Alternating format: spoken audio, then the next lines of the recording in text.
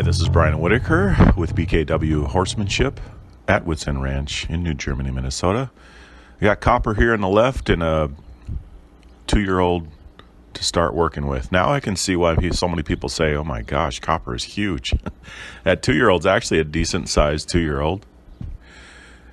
Copper's a big boy. Copper's so accommodating with these youngsters. I was just trying to let that 2-year-old lead through and then turn, but he wanted to just drop his shoulder and turn on me. So I said, well, let's just do this differently.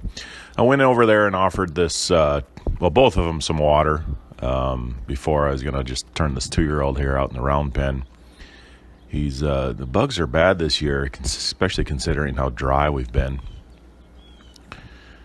But I'm just going to lead him over with Copper and turn him out in the round pen and just let him roll and do what he needs to do here. Again, I like to be able to send these youngsters, any horse, into something without me always having to lead them. This is so helpful for a lot of things, to get through a gate like this or send him into a trailer. You can see a little hesitation, confusion, and see how brace he is there, so we'll have to work on that. He doesn't bend around, step his hindquarters through. Say, there you go. Go do what you got to do. Now, I'm closing this gate. It's one of those where you slide on top, and I'm trying to, I call it a brake. That little thing to keep the sliding latch from moving, but it wasn't want to lock in place. So I could have just left it, or what it ended up doing is chain it around here. And these are the kind of things that people can kind of just pass off and go, oh, well, whatever. But you'll see why it's so important. Now, see here a little bit. See how he's kind of rubbing on these panels?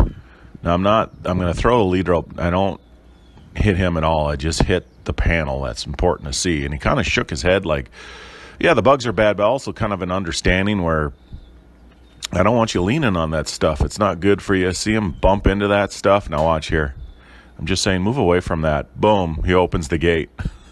That's why it's so important to make sure those gates are well latched. So it was chained, so it's not going to open. And I just say, hey, quit leaning on this.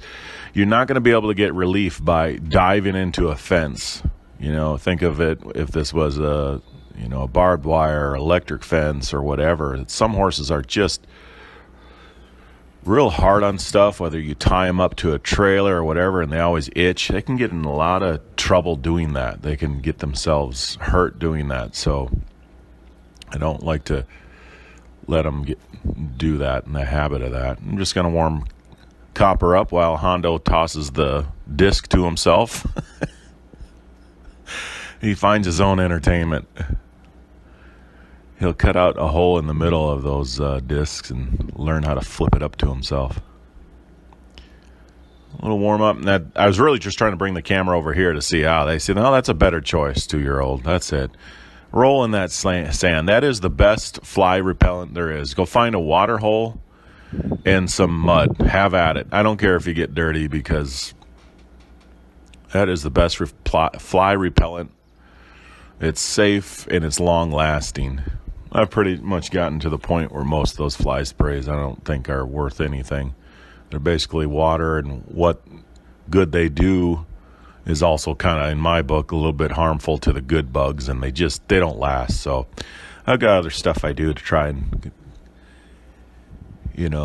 keep control of the flies. But you can see this youngster's just really extra bothered by him, and he could just have thinner skin. But that was a better choice. And see now how he's not leaning on those gates, on those panels. He's just choosing to kind of engage in a positive way instead of trying to push into them. That's a better choice. Go take care of yourself. Don't hurt yourself. Just kind of curious of what's going on when I'm working with Copper here. Taking in the sights.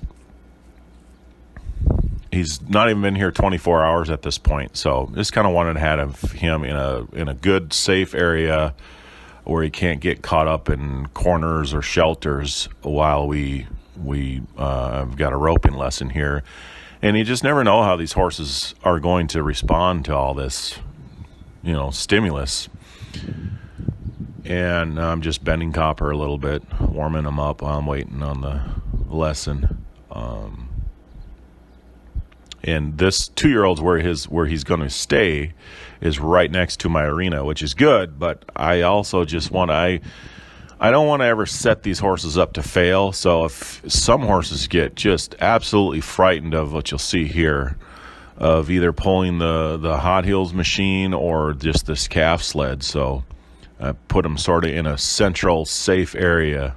This horse wasn't bothered by it at all, but you just never know. So quick little video of some of the things I'm going to be doing, and see how good he responds to this. That sled makes a little noise. Obviously, Copper's over it, but thanks for watching.